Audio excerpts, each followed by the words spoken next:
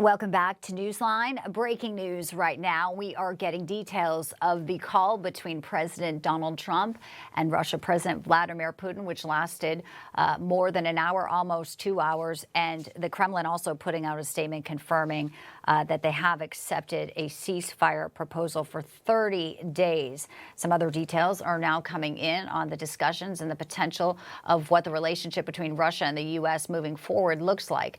Blaine Holt, Brigadier General, Newsmax contributor, standing by with a reaction to this. Blaine, great to see you. So this call went on for some time. We know President Trump and Vladimir Putin had maybe had some discussions before about land. President Trump had said, we're going to talk about land. We're going to talk about Zaporizhia. I just want to update our viewers if they are just joining us. The White House's statement said that they will agree on energy and infrastructure ceasefire. They're also going to agree on negotiations on implementation of a maritime ceasefire in the Black Sea, a full ceasefire and lasting peace to come. So as we look at stages of this, negotiations beginning in the Middle East, it doesn't seem like maybe they're as far apart as we thought. What's your read on this? You know, I think a lot of us in this who watch this stuff, we were a lot more hopeful that there'd be a little bit more comprehensive nature to it. It does look like they're really kind of nailing down where they've got alignment, especially in the maritime spot and the power and infrastructure. It's so critical that those things are done. I know that the president also talked about the trapped soldiers and trying to get things wound down. So this is a mighty start. This is very good that the two are talking, but there's still so many details. And now there's enough out there for either Ukraine or the Europeans to really either balk at or get behind and support. The NATO peacekeeper thing is going to be a stick point with the EU, but for the Russians, that is absolutely off the table.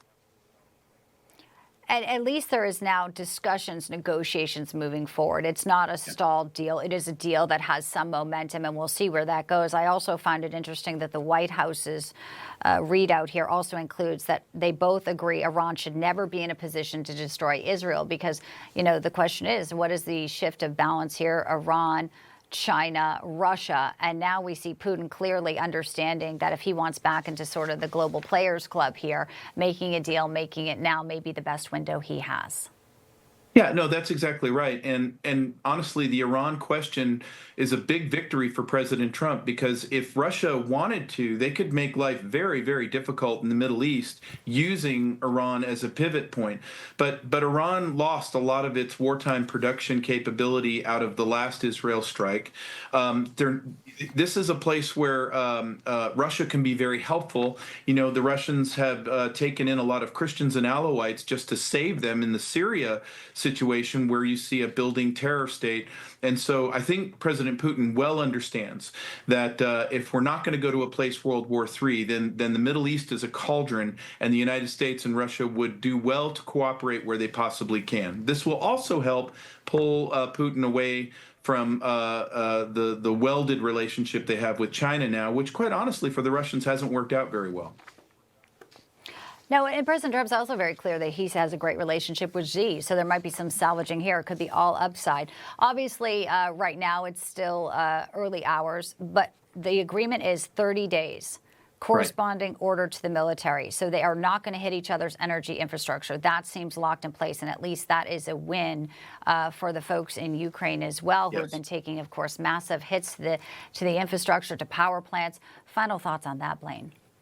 Yeah, I mean, so President Trump is getting his outcome. He's saving as much of Ukraine as he can. He's stopping the killing.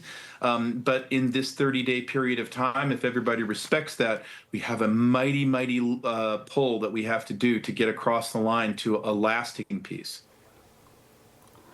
What do you think Zelenskyy's reaction is going to be, and what should it be? Because he put out a statement yesterday on video saying that Russia really doesn't want this, and now it seems like indeed they're open to it. Yeah, I think the ball is in his court, and honestly, his country needs his leadership right now. He needs to stand up and find where he can find some goodness in this, because if it's just all rejection, there are no better ideas coming out of the EU that would be helpful. Money and weapons hasn't gotten this done for 3 years, and there is no military solution in front of anybody.